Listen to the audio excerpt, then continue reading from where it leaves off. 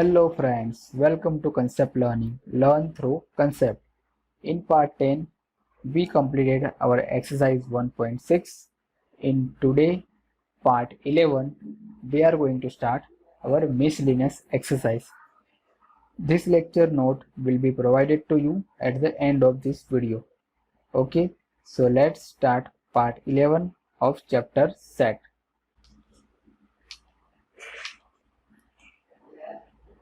Okay, तो यहाँ पर question 1, decide among the following set which set are subset of one and another. Okay तो हमें यहाँ पर फाइंड करना है कि इनमें से कौन सा सेट है जो किसी और सेट का सबसेट है. ठीक है, तो फर्स्ट ऑफ ऑल जो सारे सेट गिवन है उसको हम रोस्टर फॉर्म में लिख लेते हैं. ठीक है, तो यहाँ पर ए जो है, ए के अंदर मेंबर क्या आएंगे जो इस इक्वेशन को सेटिस्फाई करेंगे. ठीक है, अगर इस इक्वेशन को हम सॉल्व करें x square minus 8x plus 12 equals 0, तो यहाँ पर होगा 6 to the 12, so x square minus 6x minus 2x plus 12 equals 0. So x की वैल्यू आएगी हमारी 6 एंड x की वैल्यू होगी 2. ओके, तो यहाँ पर ए सेट में हमारे दो मेंबर हो गए 2 और 6. ठीक है, उसी तरह से सेट बी जो है उसके मेंबर्स हो गए हमारे 2, 4, 6. ओके, और सेट सी है उसके मेंबर्स है 2, 4, 6, 8 अप टू इन्फिनिटी. ओके, और सेट डी जो है उसका ओनली एक ही मेंबर है डी, 6. ठीक है, तो यहाँ पर आप देख रहे हो कि सबसे छोटा जो सेट है हमारा डी, उसके पास एक ही मेंबर है 6, और वो मेंबर ये सारे के सारे सेट में भी है. ठीक है, तो यहाँ पर हम क्या लिख सकते हैं, D is a subset of A, D is a subset of B, D is a subset of C. Okay, क्योंकि यहाँ पर डी का मेंबर 6 वो ए सेट में भी है और ए सेट जो है वो डी से बड़ा भी है. ठीक है, सेम यहाँ पर भी हो रहा है और यहाँ पर भी हो रहा है.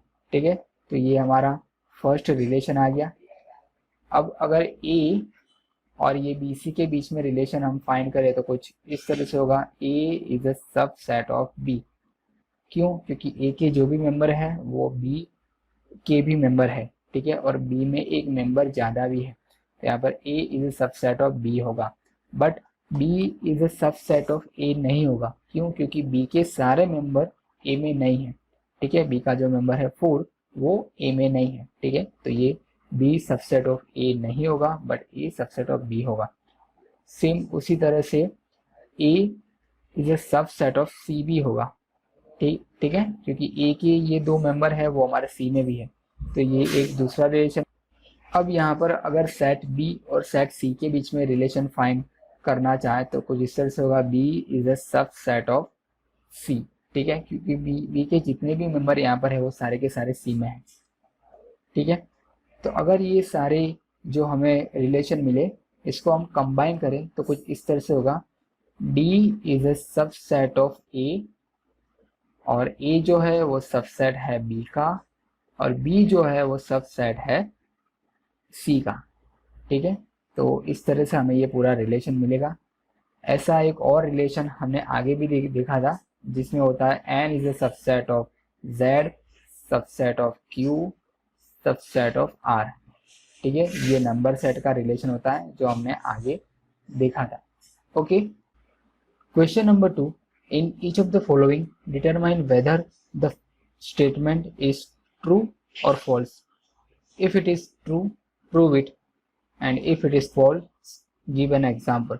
ओके, तो यहाँ पर क्वेश्चन 2 का जो ये फर्स्ट क्वेश्चन है उसमें क्या है, if x belongs to a. अब यहाँ पर हमें पता है कि अगर बिलोंग्स टू की साइन यूज होती है तो उसके एक तरफ मतलब कि लेफ्ट हैंड साइड में हमेशा मेंबर आता है और राइट हैंड साइड में हमेशा सेट आता है. ठीक है, तो यहाँ पर ये बोला है x बिलोंग्स टू a, उसका मतलब ये हुआ कि x जो होगा वो मेंबर होगा और a सेट होगा. ठीक है, तो यहाँ पर x जो मेंबर है वो किसका मेंबर होगा, वो सेट ए का मेंबर होगा।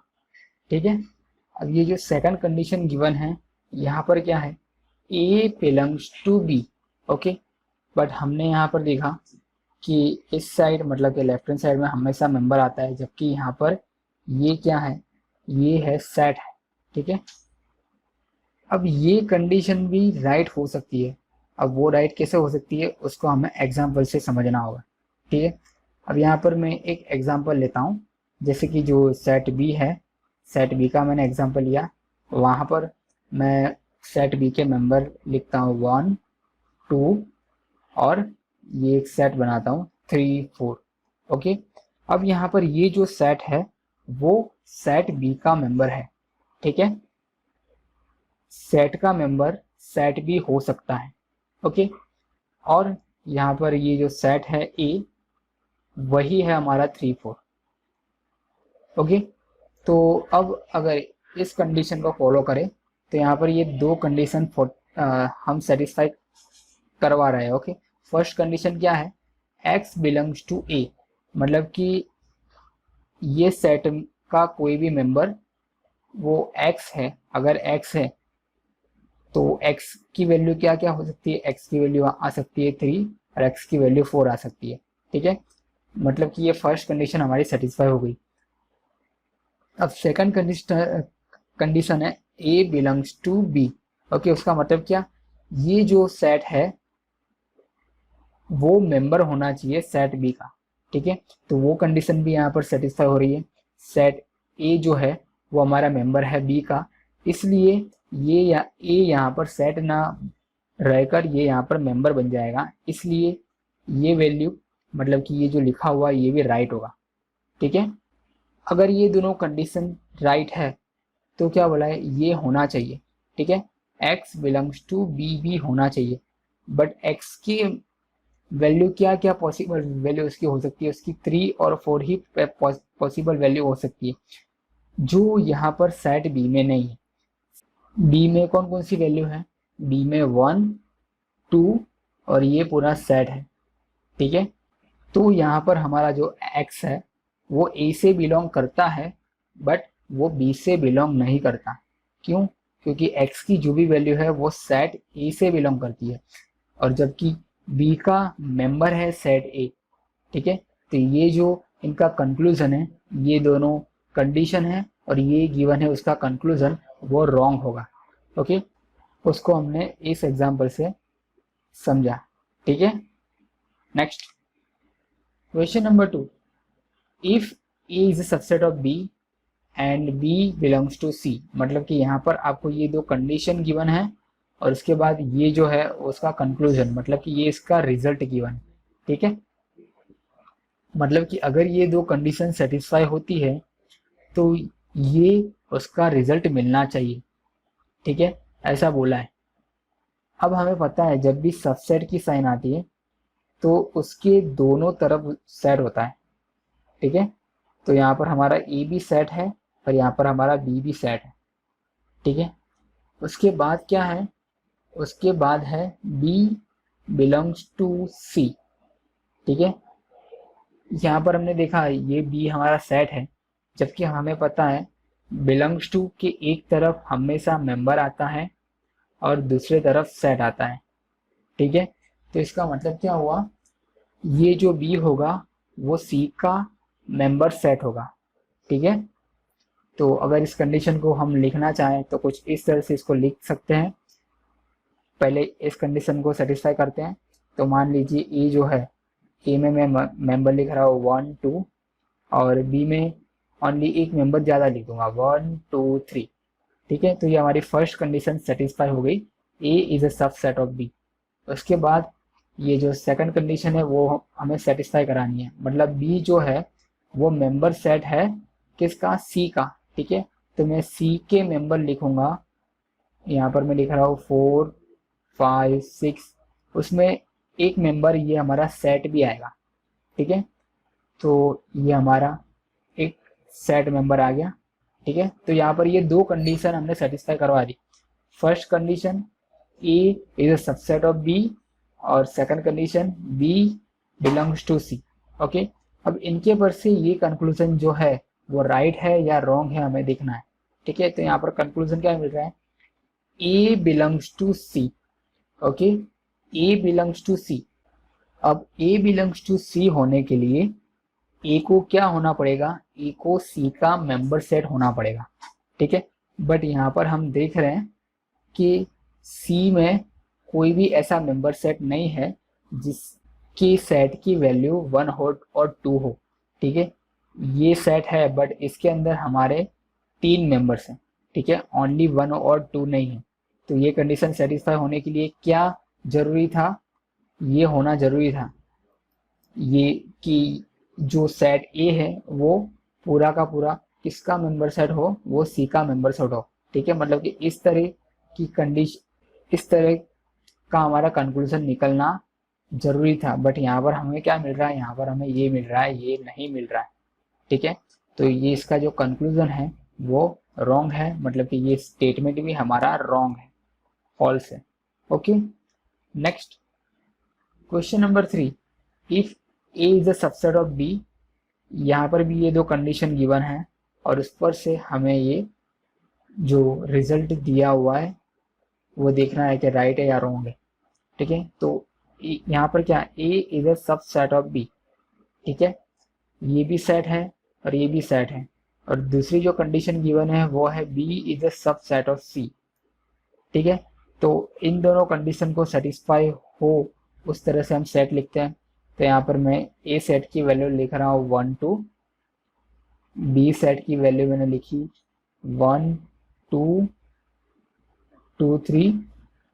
ठीक है, और सी सेट की वैल्यू मैंने लिखी 1 2 3 4। ठीक है, तो अब ये जो 3 सेट मैंने बनाए उसमें ये दो कंडीशन सेटिस्फाई हो रही है, मतलब कि यहाँ पर ए सबसेट ऑफ बी भी हो रहा है और बी सबसेट ऑफ सी भी हो रहा है। ठीक है, ये दो कंडीशन सेटिस्फाई हुई, तो क्या ये जो कंक्लूजन गिवन है वो राइट है या रॉन्ग है, देखते हैं। अब यहाँ पर ए सबसेट ऑफ सी होने के लिए ए के सारे मेंबर सी में होने चाहिए, जो कि यहाँ पर है। ए के जो मेंबर है हमारे 1 2 वो सी में भी है। ठीक है, मतलब कि ये जो रिजल्ट हमें मिला वो राइट है, मतलब कि ये स्टेटमेंट क्या है हमारा, ट्रू है। ओके, क्वेश्चन 4 अब क्या बोला है, if A is not subset of B and B is not subset of C then A is not subset of. अब ये क्वेश्चन के लिए भी हमें 3 सेट ए बी सी इस तरह लिखने होंगे जो ये दो कंडीशन को सेटिस्फाई करे। उसके बाद हमें देखना होगा कि ये जो रिजल्ट गिवन है वो राइट है या रॉन्ग है।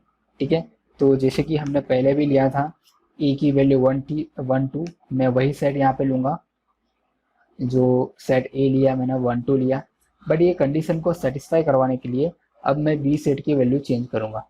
ठीक है, बी सेट की वैल्यू में लूँगा 4 और 5।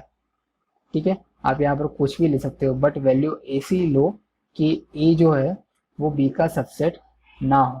ठीक है, इसके बाद मैं सी की वैल्यू ले रहा हूँ, सी की वैल्यू मैंने यहाँ पर ले ली 1 2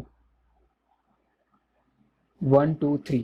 ओके, यहाँ पर मैं सी की वैल्यू ले रहा हूँ 1 2 और 3। अब आप देख रहे हो कि ये दो कंडीशन जो है वो हमारी सेटिस्फाई हो गई, मतलब कि A is not subset of B, ये कंडीशन सेटिस्फाई हुई क्योंकि ए के जितने मेंबर है वो सारे के सारे बी में नहीं है। और ये दूसरी कंडीशन भी हमारी सेटिस्फाई हुई जहाँ पर B does not equal C, मतलब कि बी के जो मेंबर है वो हमारे सी सेट में नहीं है। ठीक है, अब ये दो कंडीशन सेटिस्फाई हुई तो उनका रिजल्ट ये मिलना चाहिए, मतलब कि ए जो है वो सी का सबसेट नहीं होना चाहिए। बट यहाँ पर हम देख रहे हैं कि हमारे ए सेट में मेंबर है 1 2 और सी सेट में मेंबर है 1 2 3। ठीक है, मतलब कि ये जो कंडीशन है यहाँ पर डज नॉट बोला है बट ये हो रहा है। ठीक है, ए जो है वो सी का सबसेट हो रहा है, मतलब कि ये जो रिजल्ट हमें गिवन है वो रॉन्ग है, मतलब कि ये स्टेटमेंट हमारा क्या होगा, फॉल्स होगा। Okay, next question number 5, if x belongs to a does not equals to b then x belongs to b। मतलब कि सेट का कोई भी मेंबर जो ए से बिलोंग कर रहा हो और क्या हो, सेट ए जो हो वो बी का सबसेट ना हो, मतलब कि ये रिजल्ट हमें मिलना चाहिए। ठीक है, तो let's see it by example. यहाँ पर ए जो है वही सेट में लूंगा यहाँ पर 1 और 2। ठीक है, अब यहाँ पर हमें बताना है A does not subset of B. ठीक है, तो बी सेट कुछ इस तरह से लूंगा मैं 4 5। ओके, तो यहाँ पर ये दो कंडीशन हमारी सेटिस्फाई हुई। पहली कंडीशन x क्या है, x बिलोंग्स टू ए। ठीक है, x वो सेट ए का मेंबर है, तो यहाँ पर x की पॉसिबल वैल्यू क्या क्या हो सकती है, 1 भी हो सकता है, तो 2 भी हो सकता है। ठीक है, और ये जो सेकंड कंडीशन है a does not equals to b, ये भी कंडीशन हमने फॉलो की। ठीक है, तो इससे जो रिजल्ट मिल रहा है वो है, ये है x बिलोंग्स टू b, मतलब कि x की जो भी वैल्यू है वो सेट b में है। हम देख सकते हैं कि यहाँ पर x की वैल्यू 1 2 है, जो कि हमारे बी सेट में नहीं है। ठीक है, तो ये जो रिजल्ट मिला वो रॉन्ग है, मतलब ये स्टेटमेंट हमारा क्या हुआ, फॉल्स हुआ। Okay, next question number 6, if a is a subset of b and x does not belongs to b, then x does not belongs to a। ठीक है, फिर से हमारा वही एग्जांपल लेंगे हम। ए सेट की जो मेंबर है वो मैं 1 2 लूंगा, और यहाँ पर ये कंडीशन सेटिस्फाई करवानी है, तो बी सेट के मेंबर क्या लूंगा मैं, 1 2 3। ठीक है, अब क्या बोला है, जो second condition x does not belongs to B. ठीक है, x की ऐसी वैल्यू लो जो बी सेट में ना हो। ठीक है, तो ऐसी तो बहुत सारी वैल्यू आ सकती है, ओनली 1 2 3 को छोड़कर। ठीक है, तो 4 5 6 7 अप टू इन्फिनिटी, कोई भी वैल्यू यहाँ पर x की आ सकती है। ठीक है, तो यहाँ पर हमने दो कंडीशन फॉलो की। पहले condition a is a subset of b यहाँ पर हो रहा है, और जो सेकंड कंडीशन है x does not belongs to b, x की जो वैल्यू है वो b सेट से बिलोंग नहीं कर रही है। ठीक है, तो इसका रिजल्ट जो है x does not belongs to a। ठीक है, x की जो हमारी वैल्यू होगी, ये जो हमने ली, वो a सेट से भी बिलोंग नहीं कर रही होगी, जो कि हमें यहाँ पर दिख रहा है, जो कि राइट है। ठीक है, ये 4 5 6 7 जो है वो a सेट से बिलोंग नहीं करती, मतलब कि ये जो रिजल्ट हमें गिवन है वो राइट है, और ये स्टेटमेंट क्या होगा, ट्रू होगा। Okay, next question number 3, let a b and c be the sets such that a union b equals a union c and a intersection b equals a intersection c, then show that b equals c। Okay, तो अब ये condition prove करने के लिए हम example लेंगे जिससे हम ये कंडीशन प्रूव करेंगे। ठीक है, तो हम जो एग्जाम्पल लेंगे वो ये गिवन कंडीशन के अकॉर्डिंग होना चाहिए। ठीक है, तो ये जो फर्स्ट कंडीशन हमें गिवन है, A union B equals A union C. ठीक है, अगर ये दोनों इक्वल है तो इनके इक्वल में एक छोटा सा एग्जांपल लेता हूँ, जो ए यूनियन बी और ए यूनियन सी, उसका इक्वल क्या होगा, 1 2 3 4 5। ठीक है, ये एक मैंने सेट लिया जो किसके इक्वल है, जो ए यूनियन बी और ए यूनियन सी के इक्वल है। ठीक है, अब ये जो दूसरी कंडीशन है, according to this A intersection B equals A intersection C. ठीक है, यहाँ पर मैं सेट ले रहा हूँ 3 4। ठीक है, मतलब कि दोनों का इंटरसेक्शन सेम है, और वो किसके इक्वल है, वो ये 3 4 के इक्वल है। ओके, अब ये दो कंडीशन को फॉलो करके मैं ए बी और सी सेट की वैल्यू लिखूंगा। ठीक है, मतलब कि उनके डेटा मेंबर्स मैं यहाँ पर लिखूंगा। ओके, अब इंटरसेक्शन बी और इंटरसेक्शन सी इक्वल्स ये 3 4 गिवन है, उसका मतलब क्या हुआ कि ये जो 3 4 जो है वो सेट ए में भी होगा, सेट बी में भी वो डेटा मेंबर होंगे, और सेट सी में भी वो डेटा मेंबर होंगे। ठीक है, क्योंकि ये 3 4 तीनों तीन सेट में हमारे कॉमन है। तो इनके जो फर्स्ट 2 डेटा मेंबर आएंगे वो सेम ही होंगे, ठीक है, वो तीनों में कॉमन ही होंगे। अब अकॉर्डिंग टू दिस ये first condition A union B equals A union C equals 1 2 3 4 5, ठीक है। अब ए सेट के लिए मान लीजिए कि मैं ये जो फर्स्ट 2 वैल्यू लिख रहा हूँ, ठीक है, फर्स्ट एंड सेकंड, ओके, ये 2 वैल्यू मैंने लिख ली। अब ये कंडीशन को सेटिस्फाई करने के लिए बी के अंदर कौन सी वैल्यू होनी चाहिए? अगर ये दोनों का मैं यूनियन करूंगा तो ये जो सेट मुझे मिले तो उसके लिए बी के अंदर और कौन सी वैल्यू होनी चाहिए? बी के अंदर और जो वैल्यू होनी चाहिए वो है 5, ठीक है। अब आप ये दो सेट का यूनियन करोगे तो आपको ये सेट हमारा मिल जाएगा, ठीक है। उस तरह से सी में ये 2 वैल्यू के अलावा और कौन सी वैल्यू होनी चाहिए जिससे अगर मैं ए यूनियन सी करूँ तो मुझे ये वाला सेट वापस मिले, वो वैल्यू है 5, ठीक है। तो यहाँ पर हम देख सकते हैं एग्जाम्पल से कि ये जो 2 सेट है वो हमारे सेम आ रहे हैं, ठीक है। तो यहाँ से ये प्रूव हुआ कि बी इक्वल्स क्या है? सी है। अब ये तो ही एग्जाम्पल से बात, अगर मुझे इसको सेट के वे में प्रूव करना हो तो किस तरह करूँगा? अब इसके सेकंड मेथड में यहाँ पर ये जो कंडीशन गिवन है हम वहाँ से स्टार्ट करेंगे, ठीक है। तो यहाँ पर है A union B equals A union C. अब मैं दोनों साइड सी से इंटरसेक्ट कर रहा हूँ, ठीक है। अब यहाँ पर अगर मैं सेट लो लगाऊँ तो ये किस तरह से होगा? ये होगा A intersection C union A intersection B, okay. यहाँ पर ये जो सी है वो दोनों के साथ इंटरसेक्ट करेगा, ठीक है। अब इस साइड हमें पता है कि इंटरसेक्शन में क्या होता है, जो कॉमन पोर्शन होता है वही आता है, ठीक है। अब ये ए यूनियन सी, मान लीजिए कि ये जो है वो मेरा सेट ए है और ये जो है वो मेरा सेट सी है, ठीक है। अब यहाँ पर ए यूनियन सी जो है वो इतना पूरा पोर्शन होगा और जो सी है हमारा वो इतना पोर्शन होगा, ठीक है। तो इन दोनों में कॉमन कितना पोर्शन आ रहा है? कॉमन ये सेट हमारा सी ही आ रहा है, ठीक है। तो यहाँ पर ये जो राइट हैंड साइड में लिखा हुआ है ये पूरा क्या होगा? ये हमारा सी ही होगा, ठीक है। तो ये सेट क्या होगा? ये सेट सी होगा, ओके। तो हमें ये फर्स्ट रिजल्ट मिला, ओके। अब ये कंडीशन मैं फिर से ले रहा हूँ, A union B equals A union C, ठीक है।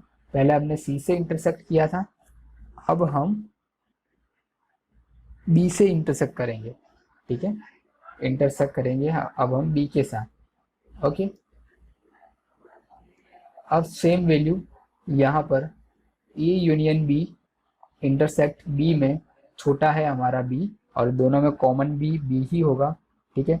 तो इस साइड इसका आंसर आएगा बी इक्वल्स, ये जो इंटरसेक्ट है वो अंदर जाएगा ब्रैकेट में तो कुछ इस तरह से बनेगा A intersect B union A intersect C, okay. तो ये जो हमारा रिजल्ट हुआ वो रिजल्ट नंबर 2 हुआ, ठीक है। अब हम देख सकते हैं यहाँ पर कि जो 1 इक्वल्स 2 है, ठीक है। ये जो हमारे पास आया A intersection C union A intersection B, वो सेम वैल्यू यहाँ पर भी है, ठीक है। मतलब कि ये दो रिजल्ट हमारा सेम है, तो यहाँ से कंक्लूजन निकल सकता है कि बी इक्वल सी होगा, okay. Then B equal C. Next question number 4, show that the following 4 condition are equivalent, ठीक है। ये जो 4 कंडीशन गिवन है वो इक्विवेलेंट है, ठीक है। मतलब कि एक कंडीशन की जगह पर हम दूसरी कंडीशन यूज कर सकते हैं, ठीक है। अब ये किस तरह से होगा? अब आप यहाँ पर भी एग्जाम्पल का यूज़ कर सकते हो, ठीक है। मैं यहाँ पर छोटा सा एग्जाम्पल लेता हूँ।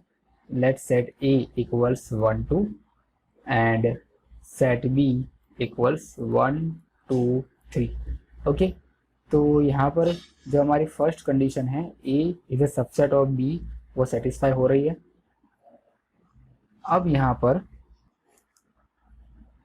पर ये जो तीन कंडीशन है उसको इक्विवेलेंट होने के लिए वो ये तीन कंडीशन भी यहाँ पर सेटिस्फाई होनी जरूरी है, ठीक है।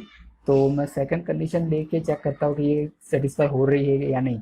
सो ए माइनस बी, हमें पता है ए माइनस बी हम किस तरह करते हैं। फर्स्ट ऑफ ऑल ए के मेंबर्स लिखते हैं माइनस बी के मेंबर्स करते हैं, ठीक है, 1 2 3। अब यहाँ पर देखो बी और ए में कॉमन है 1 2, तो ये कट हो गया, ठीक है। तो अब ए सेट में क्या बचा, ए सेट में कुछ नहीं बचा, तो ये 5 आया, ठीक है। मतलब कि सेकंड कंडीशन भी हमने जो सेट लिया उसके लिए सेटिस्फाई हो रहा है। क्वेश्चन अब ये जो थर्ड कंडीशन है, थर्ड कंडीशन क्या है, A union B equals B, ठीक है। तो अगर इन दोनों सेट का मैं यूनियन करूँ ए यूनियन बी, तो ये किसके इक्वल होगा, ये 1 2 3 इसके मेंबर आएंगे, ठीक है। और ये इक्वल होगा सेट बी के, ठीक है। तो ये थर्ड कंडीशन भी सेटिस्फाई हो रही है। फोर्थ कंडीशन क्या है, फोर्थ कंडीशन है ए इंटरसेक्शन बी, ठीक है। अगर इन दोनों का इंटरसेक्ट करो तो इनमें कॉमन मेंबर दो ही है, जो है 1 और 2, ठीक है। तो ये किसके इक्वल है, ये ए के इक्वल है। मतलब कि अगर कोई भी सेट के लिए ये फर्स्ट कंडीशन सेटिस्फाई हो रही है तो ये तीन कंडीशन भी सेटिस्फाई होगी, ठीक है। इसको हमने एग्जाम्पल से देखा।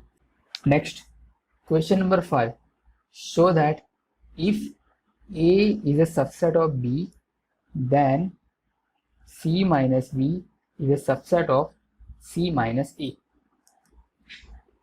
यहाँ पर भी हम एग्जाम्पल से प्रूव करेंगे, जहाँ पर मैं सेट A जो है वो 1 2 ले रहा हूँ, सेट B जो है उसके मेंबर मैं 1 2 3 ले रहा हूँ, और जो सेट C है हमारा उसके मेंबर जो है वो 1 2 3 4 ले रहा हूँ, ठीक है।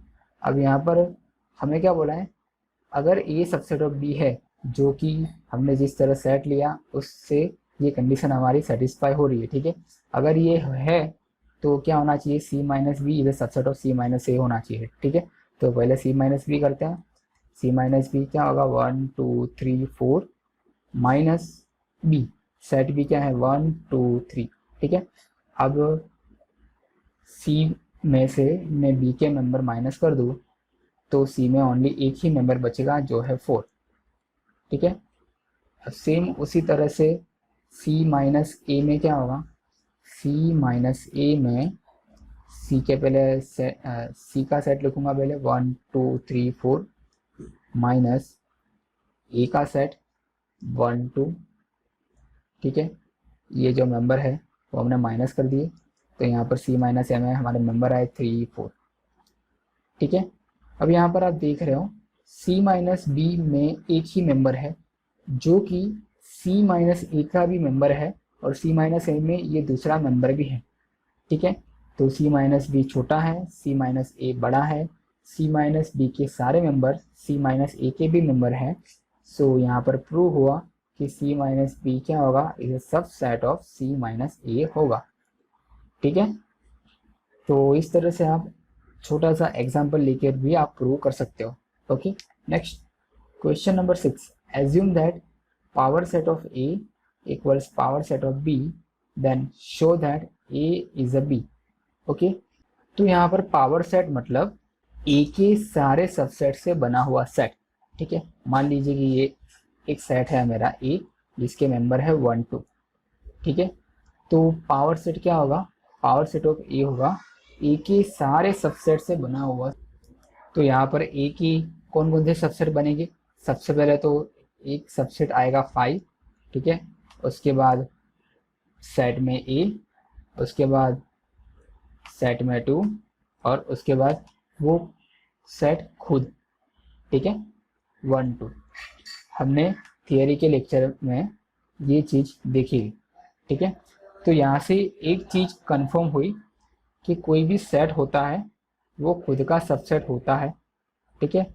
और कोई भी सेट होता है वो उसके पावर सेट का मेंबर भी होता है, ठीक है। जैसे कि यहाँ पर ये जो 1 2 है, सेट ए है, ठीक है। वो किसका मेंबर सेट है, वो पावर सेट ऑफ ए का मेंबर सेट है, ठीक है। तो बस ये दो कंडीशन को लेकर ही हमें ये जो रिजल्ट गिवन है ए इक्वल्स बी उसको प्रूव करना है, ठीक है। तो यहाँ पर हमने कंडीशन ली है A is a subset of A and A belongs to power set of P A, ठीक है। तो अब यहाँ पर A belongs to power set of B भी होगा, क्यों, क्योंकि यहाँ पर पी ऑफ ए क्या है, P of A equals P of B है, ठीक है। तो यहाँ से हम इस स्टेप को भी लिख सकते हैं। अब इस स्टेप का मतलब होगा कि A is a subset of B, क्योंकि ए मेंबर सेट अगर पावर सेट बी का मेंबर है, ठीक है, ए मेंबर सेट अगर पावर सेट बी का मेंबर है तो ये कंडीशन तो सेटिस्फाई होनी ही चाहिए, ठीक है। अगर ये कंडीशन सेटिस्फाई नहीं होगी तो ये कंडीशन भी सेटिस्फाई नहीं होगी, बट ये बोला है कि ये कंडीशन तो सेटिस्फाई हो रही है, तो इसका मतलब ये कंडीशन भी सेटिस्फाई होनी चाहिए, ठीक है। आप इसको एग्जांपल लेके भी समझ सकते हैं। अब सेम वे में अगर बी जो है वो सबसेट है बी का, ठीक है, जो कि हर सेट के लिए ये कंडीशन ट्रू होती है, तो बी जो है वो मेंबर सेट होगा पावर सेट बी का, ठीक है। अगर ये दोनों कंडीशन सेम है तो यहाँ पर मैं बी जो है वो पावर सेट ए का भी मेंबर सेट होगा, क्योंकि यहाँ पर P of A equals P of B, ठीक है। तो इस पर से मैं बी सबसेट ऑफ ए लिख सकता हूँ, ठीक है। अगर ये दो कंडीशन को मैं कंबाइन करूँ तो यहाँ से जो इसका रिजल्ट आएगा वो आएगा ए इक्वल्स बी, ठीक है। क्योंकि ये ए सबसेट ऑफ बी और बी सबसेट ऑफ ए तब ही पॉसिबल है जब दो सेट हमारे सेम हो, okay. Next question number 7, is it true that for any set A and B power set of A union power set of B equals power set of A union B, justify your answer. अब इसको prove करने के लिए हम छोटा सा example लेंगे, जहाँ पर जो सेट ए है, सेट ए के इक्वल्स में 1 2 मेंबर ले रहा हूँ कर्ली ब्रैकेट में, और जो सेट बी है उसके इक्वल्स मैं 2 3 मेंबर ले रहा हूँ, ठीक है। अब यहाँ पर ए है, सेट ए है और सेट बी है, और इन दोनों का यूनियन क्या होगा, ये यूनियन बी हमारा होगा 1 2 3, ठीक है। अब ये कंडीशन को प्रूव करने के लिए हम इसको दो पार्ट में सॉल्व करेंगे। फर्स्ट ऑफ ऑल हम LHS की वैल्यू फाइंड करेंगे और उसके बाद हम RHS की वैल्यू फाइंड करेंगे, ठीक है। तो LHS के लिए फर्स्ट ऑफ ऑल मुझे power set of A find करना होगा। तो पावर सेट ऑफ ए क्या होता है, ए के सारे सबसेट से बना हुआ सेट, ठीक है। तो इसका फर्स्ट जो सबसेट होगा वो 5 होगा, सेकंड मेंबर सेट 1 2 और 1 2, ठीक है। उसी तरह पावर सेट ऑफ बी क्या होगा, पावर सेट ऑफ बी होगा 5 2 3 सेट 3 और 2 3, ठीक है। अब ए यूनियन बी के भी हम पावर सेट फाइंड कर लेते हैं, क्योंकि इसकी हमें आगे जरूरत पड़ेगी, ठीक है। तो power set of A union B equals, अब इसके जो मेंबर सेट है वो हम किस तरह से लिखेंगे, सबसे पहले तो 5 आएगा, उसके बाद जो भी ये इंडिविजुअल मेंबर है वो सेट में आएंगे, ठीक है। इसके बाद क्या होगा, इसके बाद हम दो दो के पेयर का सेट बनाएंगे, ठीक है। तो फर्स्ट जो पेयर होगा उसके अंदर 1 2 आएगा, सेकंड पेयर के अंदर 1 3 आएगा और थर्ड पेयर के अंदर 2 3 आएगा, ठीक है। और जो लास्ट में कौन सा सेट आएगा, लास्ट में वो सेट खुद आएगा, ठीक है। तो यहाँ पर 1 2 3, ओके। सो इस तरह से जो ए यूनियन बी था उसका हमने पावर सेट यहाँ पर लिख दिया, ठीक है। आपको पता है ये जो पावर सेट में टोटल मेंबर होते हैं वो हम किस तरह काउंट करते हैं, वो हम 2 नंबर ऑफ मेंबर के फॉर्मूले से काउंट करते हैं, ठीक है। तो यहाँ पर जैसे कि है ए यूनियन बी में टोटल 3 मेंबर्स हैं, ठीक है। तो 2 3 मतलब कि टोटल हमारे 8 मेंबर आने चाहिए, जो ये यहाँ पर हमने लिख दिया। ओके, नाउ अब ये P of A union B हुआ, ठीक है, मतलब कि यही हमारा क्या हो गया, RHS हो गया, ठीक है। अब हमें LHS फाइंड करना है। LHS क्या है हमारा, LHS है P of A union P of B, ठीक है, P of A union P of B। तो P ऑफ A और P ऑफ B का हमें यूनियन करना है, ठीक है। तो किस तरह से होगा, जैसे कि ये मेंबर जो कॉमन है तो उसको हम एक ही बार लिखेंगे, और जो मेंबर कॉमन नहीं है वो सारे मेंबर हम यहाँ पे लिखेंगे, ठीक है। तो P of A union B हमारा होगा 5 1 2, सेट में 2, फिर ये जो कॉमन नहीं है वो आएगा 1 2 का सेट, फिर 3 and 2 3,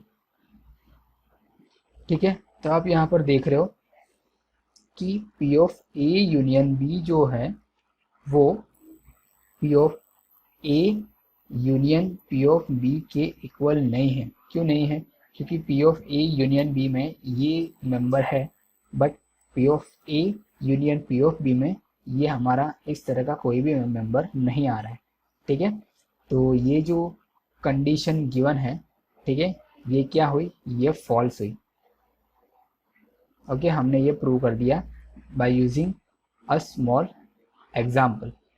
okay, next question number 8, show that for any set A and B, A equals A intersection B union A minus B and A union B minus A equals A union B।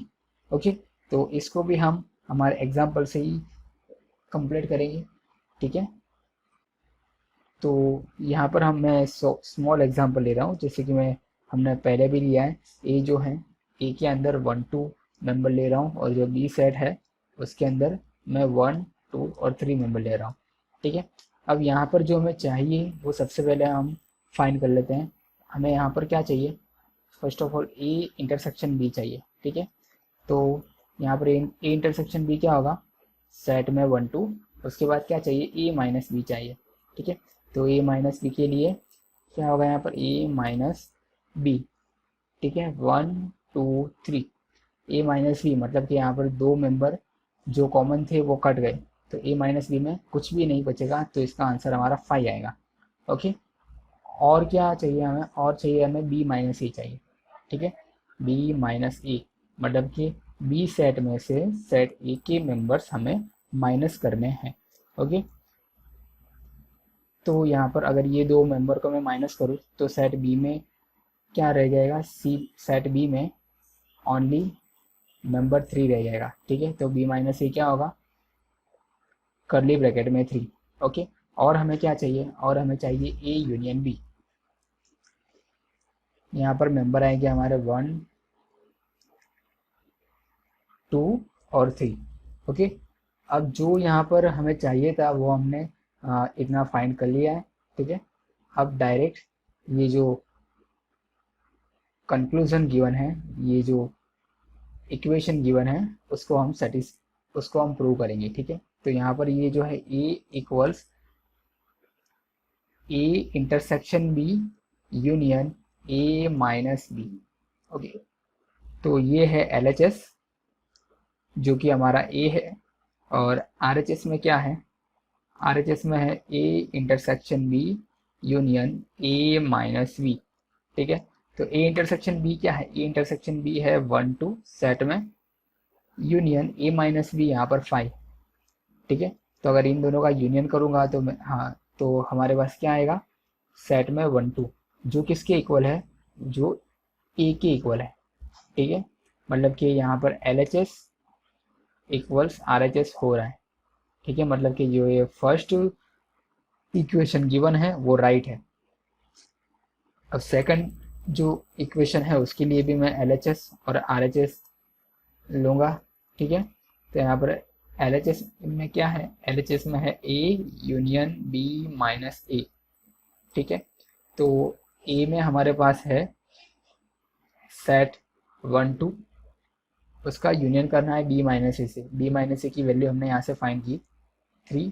Okay, equals इन दोनों का union क्या होगा, इन दोनों का union होगा 1 2 3, ठीक है, जो किसके इक्वल है, जो ए यूनियन बी के इक्वल है। ठीक है, तो ये LHS था और ये RHS था। ठीक है, तो यहाँ पर LHS इक्वल्स RHS प्रूव हो गया। ओके, सो इस तरह से अगर आपको कोई भी इक्वेशन गिवन हो तो आप छोटा सा एग्जांपल लेकर उसको प्रूव कर सकते हो। Okay, next question number 9, using properties of set show that A union A intersection B equals A and A intersection A union B equals. तो अब इसको भी प्रूव करने के लिए हम हमारा जो ये इस सेट में हमने जो एग्जांपल लिया था वही एग्जांपल यहाँ पर लेंगे। ठीक है, तो यहाँ पर जो ए सेट है हमने क्वेश्चन नंबर 8 में क्या लिया था 1 2, तो वही सेट में यहाँ पे वहाँ पे वापस लिखूंगा 1 2। और जो सेट बी था हमारा वो क्या लिया था, वो 1 2 3 लिया था। ठीक है, और ए इंटरसेक्शन बी हमारा क्या आया था, ए इंटरसेक्शन बी आया था 1 2, एंड ए यूनियन बी क्या था, ए यूनियन बी 1 2 3 था। ठीक है, अब इस कंडीशन को प्रूव करने के लिए ये हो गया LHS और ये हो गया RHS। ठीक है, सो LHS से स्टार्ट करेंगे हम और RHS पर ख़त्म करेंगे। ठीक है, तो यहाँ पर होगा LHS A union A intersection B। ठीक है, तो A क्या है, A है हमारा सेट 1 2, उसका यूनियन करना है इंटरसेक्शन के साथ A intersection B। A intersection B क्या है 1 2 सेट में। ठीक है, तो दोनों का यूनियन क्या आ रहा है, दोनों में मेंबर सेम ही है। ठीक है, तो उनके यूनियन में ये दो ही में मेंबर आएंगे जो किसके इक्वल है, जो है इक्वल ए के। ठीक है, और ए क्या है, ए हमारा RHS है। ठीक है, तो यहाँ से LHS इक्वल्स RHS प्रूव हो गया। ओके, अब सेम क्वेश्चन नंबर 2 में ये है LHS और ये है RHS। ठीक है, तो LHS से स्टार्ट करेंगे, A intersection A union B. A set है हमारा 1 2, उसका इंटरसेक्शन करना है ए यूनियन बी के साथ। ए यूनियन बी है हमारा 1 2 3। ठीक है, दोनों में कॉमन मेंबर कितने हैं 1 2, तो यहाँ पर आएंगे हमारे पास 1 2। ठीक है, बट ये किसके इक्वल है, ये ए के इक्वल है। ठीक है, और ए हमारा क्या है RHS। ठीक है, तो यहाँ से भी LHS इक्वल्स RHS प्रूव हो गया। Okay, next question number 10, show that A intersection B equals A intersection C need not imply B equals C। ठीक है, मतलब कि हमें सेट इस तरह लेने हैं A B और C, जो ये कंडीशन सेटिस्फाई कर रहे हो, A intersection B equals A intersection C हो रहा हो, बट B इक्वल्स C ना हो रहा हो।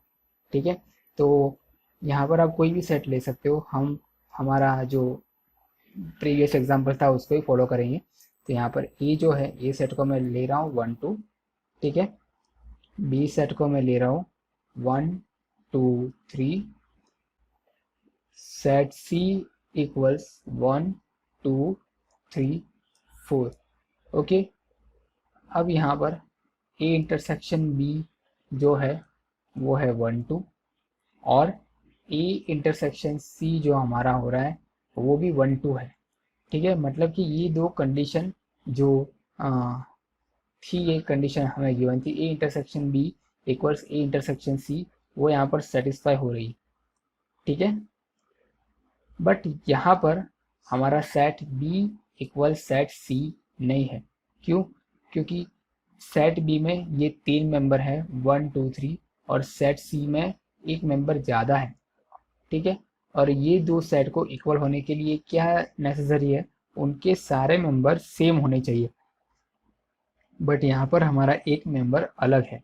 ठीक है, तो यहाँ पर हम किस तरह लिख सकते हैं, here A intersection B equals A intersection C, but B does not equal C. Okay, okay, तो फ्रेंड्स इस तरह से पार्ट 11 कंप्लीट हुआ। पार्ट 12 में हम रिमेनिंग सम कंप्लीट करेंगे। If you have any doubt then please ask in comment, we will try our best to reply you as soon as possible. अगर आपको ये वीडियो पसंद आया तो प्लीज़ लाइक करें, हमारे चैनल पर नए हो तो सब्सक्राइब करें और उस बेल आइकन को दबाएं लेटेस्ट वीडियो नोटिफिकेशन के लिए। Thank you very much, hope you have a great day.